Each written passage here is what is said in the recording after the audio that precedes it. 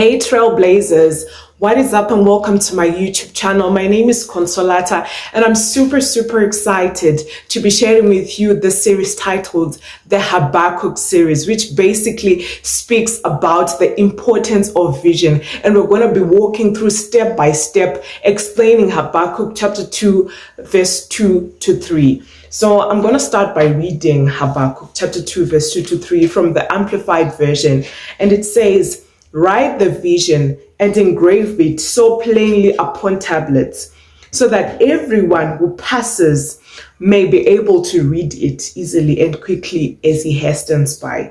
For the vision is yet for an appointed time, and it hastens to the end. It will not deceive or disappoint. Though it tarry, wait earnestly for it, because it will surely come. It will not be behindhand on its appointed day." Now, before I dive more into that, I just want to explain what vision is according to the Oxford Dictionary. Vision is the ability to think about or plan the future with imagination or wisdom. Similars to this word are imagination, creativity, and foresight. Now, vision is responsible for all of the major breakthroughs, all of the major inventions that we've seen in the past.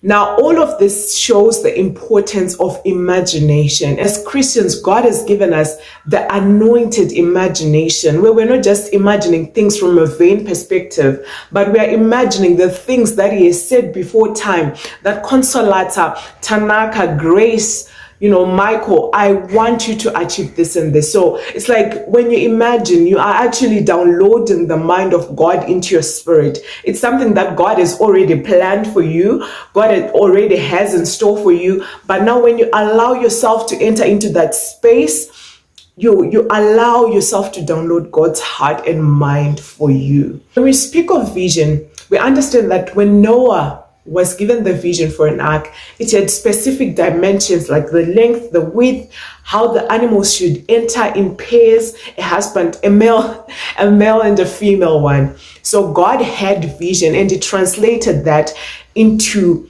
Noah's imagination. God had the vision.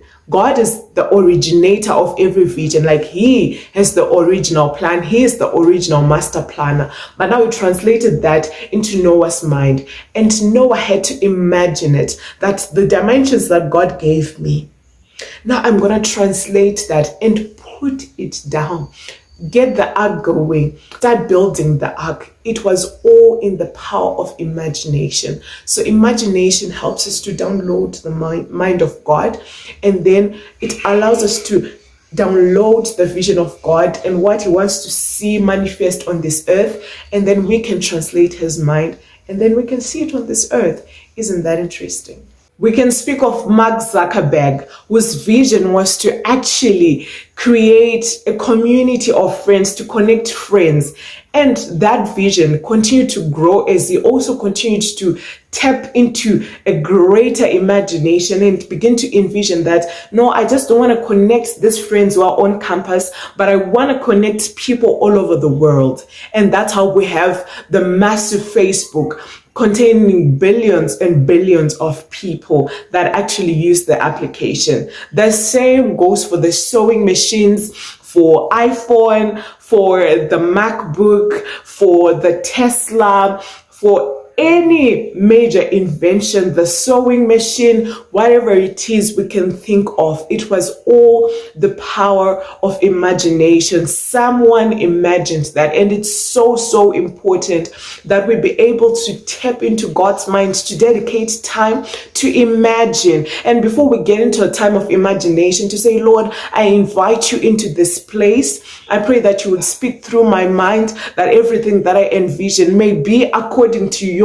plans for me. And when you sit down, you then begin to say, the next 5 years, I see myself in such and such a place. I see myself being that powerful couple together with my husband. It's something that you imagine. And once you imagine it, it begins to determine the daily activities that you take. It determines the choices that you make, because now you have a goal in mind, you have a vision in mind. It's something that you've seen. Dr. Cindy Trim always says your feet cannot walk where your mind has never walked. So you first have to engage your mind, allow yourself to be wild. I know when we were young, we used to imagine so much, we used to envision things so much, but as we grew, the world just became so real, and somehow we began to doubt our imaginations. We begin to realize that, probably I can't be Batman, I can't be Superwoman,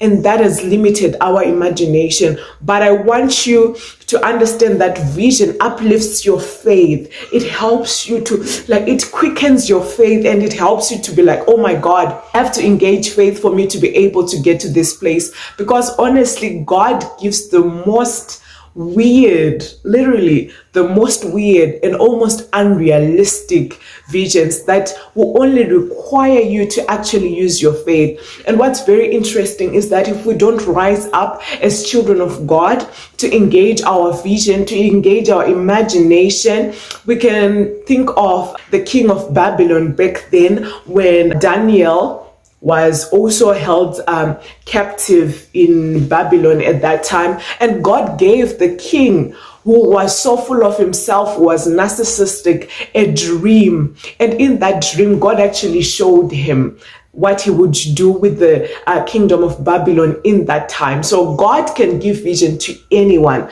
but it is up to us as Christians to then tap into the mind of God and say, no, we cannot rally behind non-Christians. We cannot rally behind those that are not operating according to the Spirit of God. We have access to God. We have access to the Creator of all things, and therefore we go ahead. We leap over walls. We are trailblazers. We are going ahead of time. And we thank God. I mean, this guy was non-Christian to the extent that he made a statue of himself where he asked people to bow to him and worship him. So if God can give that man a vision, how about you and I? God can certainly give us a vision, but only if we set time, take time to fast and pray. Even through this November, just fast and pray and say, Lord, open my imagination. Show me the possibility of where you can take me. Like, Lord, when you begin to tap into that mind and say, Lord, I don't want to be behind. I want to know your heart and mind for me. You begin to see yourself delivering a message to millions and millions of people. You see yourself as a CFO, as a CEO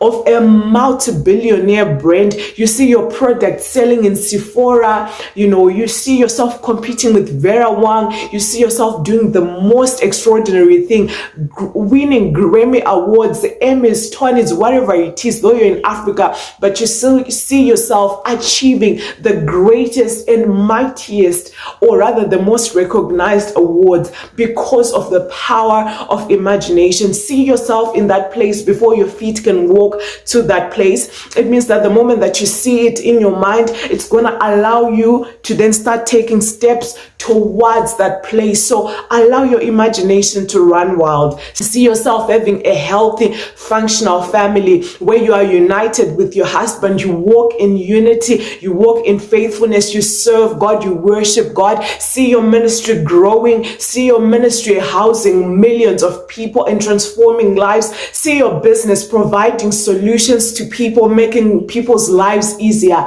But it all starts in the mind. I need you to rise up. Allow your imagination to run wild. Allow God to speak to you through your mind. Allow God to speak to you through your dreams. That way you can be able to translate his mind and therefore begin to walk in that direction. So thank you so much for watching this very short first installment on just the power of imagination. Imagination is so powerful. And in our next installment, I'm going to be sharing with you the actual practical importance of vision. Up until the next video, thank you so much. I love you. Have an amazing day. Bye.